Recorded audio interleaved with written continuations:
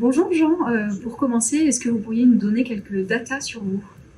Bonjour, oui, avec plaisir. Je suis directeur de programme Sécurité for Digital Workplace chez Orange, à la direction Sécurité Group.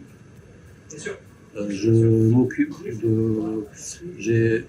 dans ma direction, je m'occupe de la protection de nos actifs primordiaux, donc en fait serveurs, tous les devices, sur les aspects anti-malware et anti-phishing. J'ai aussi en fait l'accompagnement des métiers sur la partie Security by Design. En fait, quand je dis métier, c'est les métiers de tout ce qui est critique.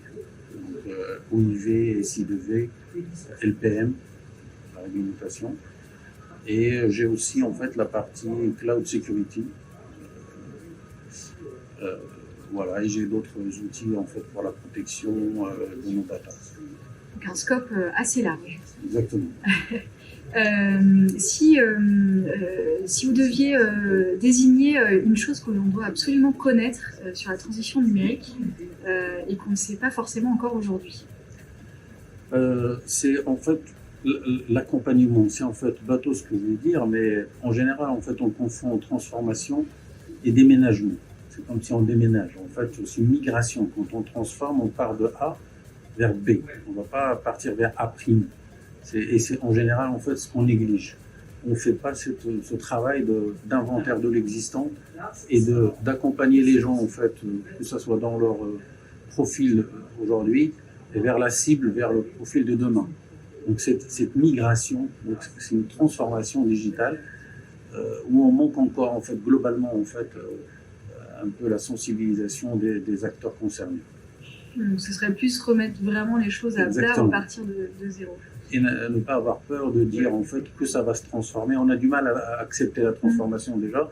Donc si on ne fait pas impliquer les gens, on ne les implique pas en amont dans ce projet, c'est un projet à part, et leur dire voilà vers quoi on va s'orienter, est-ce que vous êtes d'accord? Si oui, accompagnez-nous et donc donnez vos propositions, il faut les impliquer. Comme ça, en fait, demain, en fait, ils seront aptes à récupérer la nouvelle position.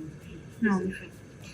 Et pour terminer, si vous deviez faire découvrir Ready for IT à quelqu'un, ce serait qui? C'est mes homologues, en fait, qui n'ont pas l'habitude de se positionner autrement que via une étude de marché, utiliser, en fait, 3-4 fascicules, en fait, où on fait des comparatifs, des produits, technologies.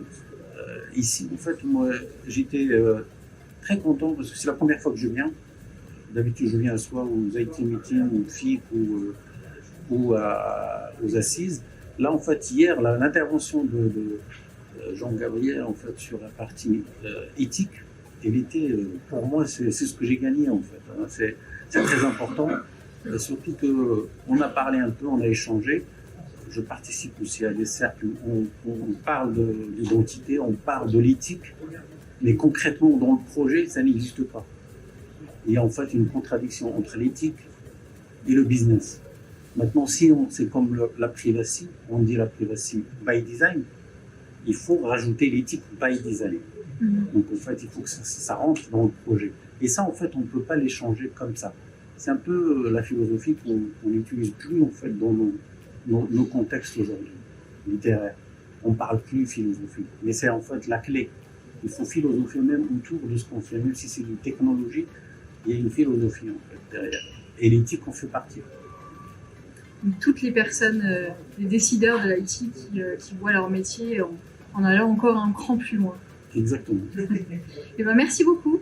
C'est moi.